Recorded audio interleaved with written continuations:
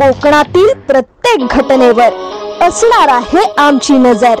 शेती, राजकारण, समाजकारण, क्रीडा, मनोरंजन आणि बरंच काही। आपण पाहताय कोकणातील वेगवान न्यूज चॅनल के न्यूज कोकण। पद्धतीचं त्या ठिकाणी निवडून आलेल्या लोकप्रतिनिधींची पक्षाच्या थाप असते, पक्षाची पाठीवर हात ठेवावा लागतो पक्षाने। तर त्यांच्याकडे खासदारांनी आमदाराकडे दुर्लक्ष आहे काँग्रेस पक्षाचं, त्यांच्या नेतृत्वाचं। काही लोक अस्वस्थ आहे, तर पुढे बघू काय होतं। त्यांना त्यांचे माणसं सांभाळता येत नाही हा प्रश्न आहे। आम्हाला ऑपरेशन वगैरे करायची गरज पडत नाही, आम्ही कधी ऑपरेशनमध्ये पडतही नाही। आणि ईडी सीबीआयचा नेहमीचा त्यांचा रोना आहे। आम्ही कधी ईडी सीबीआयकडे गेलोही नाही, कधी आमचा त्याचा संबंधही नाही। तपास यंत्रणा आपलं काम वेगळं करतात, पण आपलं अपयश म्हणजे महाविकास आघाडीचं अपयश काय आहे की त्यांचे निवडून आलेले प्रतिनिधी त्यांना सांभाळता येत नाही।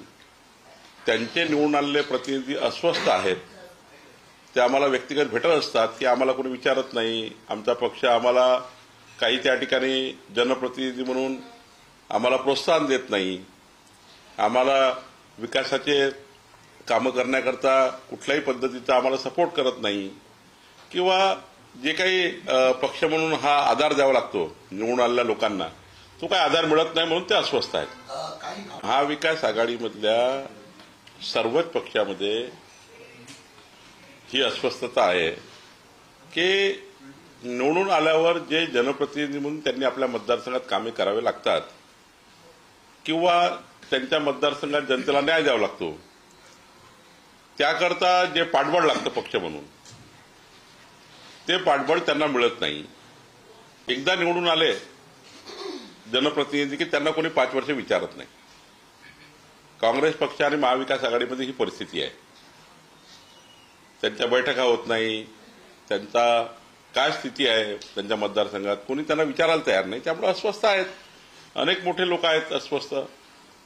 काही लोक तर त्या ठिकाणी पक्षावर प्रचंड नाराज आहे, नेतृत्वावर नाराज आहे। दिल्लीला त्यांना कोणी विचारत नाही, महाराष्ट्रातही कोणी विचारत नाही, त्यामुळे अस्वस्थता आहे काँग्रेस पक्षामध्ये आणि महाविकास आघाडीमध्ये। काहीच संबंध नाही आहे मंत्रिमंडळ विस्ताराचा आणि याचा काही संबंध नाही। आमच्याकडे कुणी आलं तर आमचा पक्ष हा स्वागतच करतो। त्यांना आता लढायचं की लढवायचं हा विचार नाहीच आहे, कारण आजची ती काही परिस्थिती नाही आहे। पण जेव्हा जेव्हा कोणी आमच्या पक्षामध्ये येतं किंवा येणार आहे, जे अस्वस्थ आहे, त्यांना त्यांच्या मतदारसंघाचा विकास करायचा आहे, त्यांच्या मतदारसंघात जनतेच्या अपेक्षा पूर्ण करायच्या आहे, त्या लोकांना तर वाटतं की बाबा आम्हाला विकसित भारताच्या संकल्पाला साथ द्यायची आहे। काही लोकांना असं वाटतं विकसित महाराष्ट्राच्या संकल्पाला साथ द्यायची आहे। देवेंद्रजींच्या नेतृत्वामध्ये महाराष्ट्र हा देशाचा क्रमांक 1 राज्य होत आहे, त्याकरता आम्हाला देवेंद्रजीला साथ द्यायची आहे। मोदीच्या नेतृत्वामध्ये विकसित भारताचा संकल्प झाला आहे, त्याकरता आम्हाला साथ द्यायची आहे। काही जनप्रतिनिधीला असं वाटतं, त्यामुळं काही जनप्रतिनिधी मोदींच्या नेतृत्वाला त्या ठिकाणी साथ देण्याकरता चर्चा करतात आहे। तर मला असं वाटतं यातून काही आज काही याच्यावर बोलणं काही योग्य नाही। सर, ज्येष्ठ नेते शरद पवार यांच्याबद्दलचं वक्तव्य जे आहे गोपीचंद पडळकर यांनी केलं, त्यामुळे थोडीशी नाराजी जी आहे ते भाजपबद्दल आता व्यक्त केली जाते। पक्षाची नेमकी भूमिका काय? शरद पवार साहेब हे मान्यवर नेते आहेत,